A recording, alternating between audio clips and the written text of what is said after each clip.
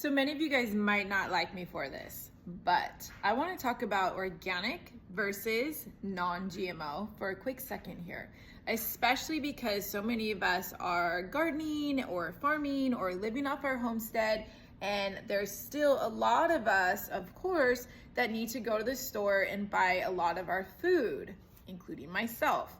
Now, I've recently seen myself being duped by the non-GMO label. I was like, oh, cool, it's not genetically modified, so therefore I'm gonna buy it. But then realizing when I got home, I was like, what am I, an idiot or something? This still doesn't necessarily mean it's organic. Any of you guys getting that?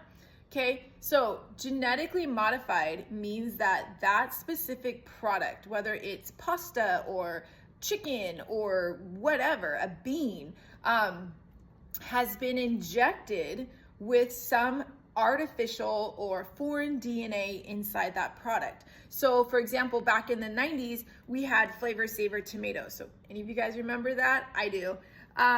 They injected a fish DNA inside a tomato to make it last longer, and it was actually more flavorful. Well, here's the thing. It's great that you're trying to make something better, but what if I'm eating pasta and I'm allergic to fish? Well, there you go. There's no fish in my pasta, but yet because I ate the tomato that had the fish DNA, now we have a problem. So obviously that's where a lot of the labeling came into play. So now you have to actually put on the products, this is not genetically modified, which then makes you question, how much of our food actually is genetically modified? If you actually have to put a label on it to say it's not genetically modified, you guys with me on this? How much of our food actually is? I mean, if you start to look at soy and corn, I want to say like cotton, I think is one of the big ones too. It's like 99% genetically modified.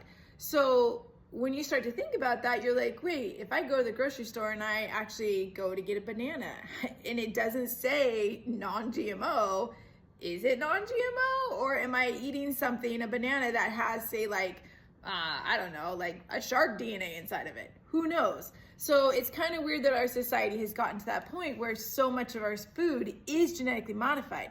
Now, here's where I'm getting duped, right? I'm sure a lot of you guys are getting caught up in this as well, hence the video. If you buy a product that says non-GMO, it does not mean it's organic. Let me repeat that. If it's not genetically modified, they can still spray pesticides and herbicides and fungicides and a whole bunch of stuff on there, still package it all pretty, say it's non-GMO, but it's actually not organic. So you're actually eating a product that has a bunch of toxins and chemicals in it. So make sure if you are buying and you're trying to create a better lifestyle and healthy and more of an awareness about what it is that you're putting inside your body, make sure it actually says organic. Because if it doesn't say organic, it's not organic. Even if it says non-GMO, that's great, but it's not organic.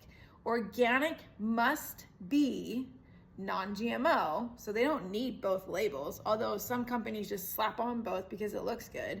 But if it's not organic, it can be non-GMO. If it is organic, it automatically is non-GMO, and that's the products you want. So if you're still listening to this video after about 4 minutes, I applaud you. But yeah, make sure to check your labels that it actually says organic to verify that you're not ingesting a bunch of toxins into your body, and don't get duped by the non-GMO label. Hope that helps you guys.